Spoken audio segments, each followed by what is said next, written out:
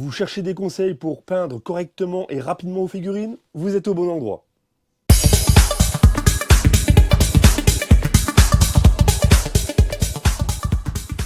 Salut la compagnie, moi c'est Alexis alias Brombar. Dans cette troisième vidéo, nous allons peindre l'ensemble des figurines de la boîte Kings of War Vanguard. C'est certainement la partie la plus intéressante pour faire vivre nos figurines. Pour cela, nous allons utiliser une technique qui s'impose de plus en plus aux peintres d'armée, le slapshot.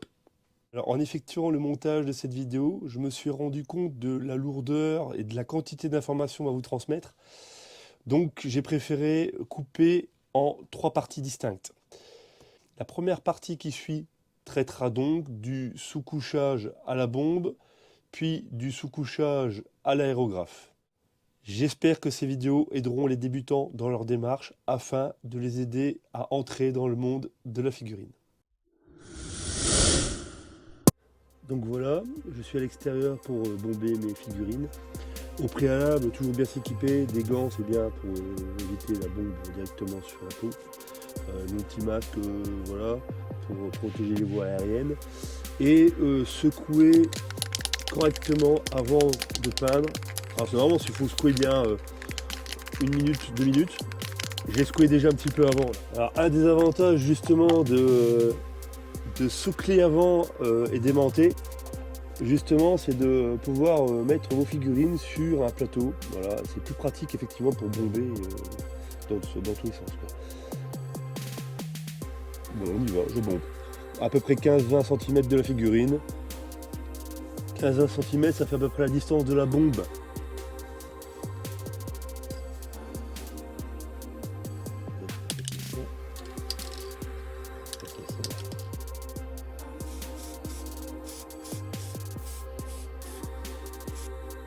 Cette étape est incontournable. Elle permet que les couches suivantes adhèrent efficacement au pitou.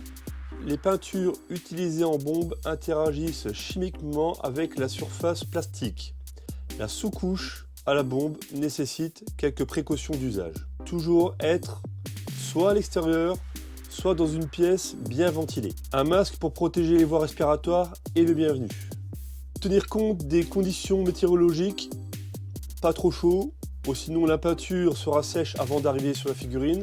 Pas humide, cela peut gêner si de l'eau vient se placer entre la figurine et la peinture. Pas trop froid, la peinture séchera mal sur la figurine. Attention au vent, un retour de peinture n'est jamais très agréable. L'endroit ne doit pas être poussiéreux pour des raisons évidentes. Si la poussière vient s'incruster, ça va pas être joli. On check les figurines pour vérifier si la peinture a bien couvert l'ensemble. Et là, ça a l'air d'être correct. On n'hésite pas à repasser très légèrement, voilà, faut pas insister. On doit en général pulvériser la peinture par petits à-coups, petits passages, à environ une distance de 15-20 cm de la figurine. Si vous êtes trop près et si vous insistez trop lourdement, votre figurine et ses détails risquent d'être noyés. Et maintenant, on laisse sécher. À peu près une demi-heure et c'est parfait. Après les Brésiliens, c'est autour des cauchemars.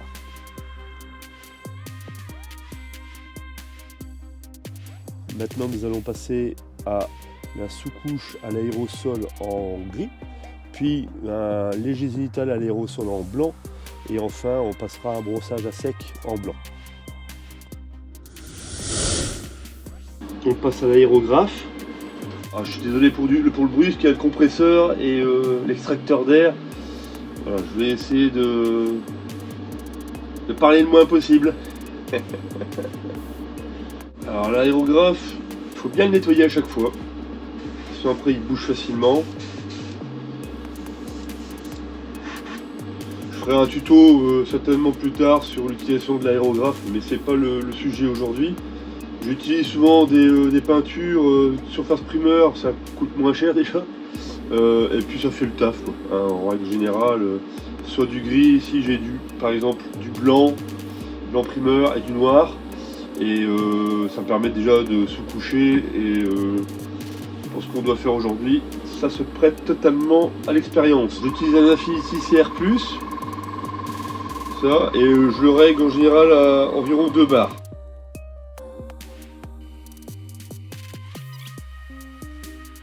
Cette couche, on l'a fait à 45 degrés En général, on va y aller généreusement pour bien couvrir l'ensemble de la figurine, des figurines. Il vaut mieux y aller par plusieurs petits passages que d'insister lourdement, c'est toujours pareil, hein, il vaut mieux que ça sèche entre deux.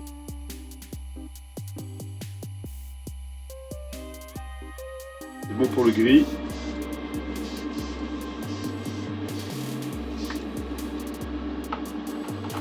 Pour éviter de changer de figurine, je vais rester sur les cauchemars et je ferai les basiliens après. Bon, c'est là aussi que vous vous rendez compte de toutes les imperfections à la surface de la figurine. Hein. Les moulures, si ce que vous avez raté à l'ébarbages, des faux, des points de colle, des trucs comme ça, si c'est les étapes précédentes sont un peu sales, bah ça se verra. Voilà. Bon, après maintenant, ce sont des figurines de jeu, hein, c'est pas des figurines d'exposition. La figurine parfaite en termes de jeu n'existe pas vraiment. Hein. Il faut savoir lâcher prise. Oh là là là là. Elle est complètement décollée. Hein. Tellement décollée que je peux pas la laisser comme ça. Hein. Le reste de peinture, je le remets directement dans le pot. Je sais, c'est pas bien.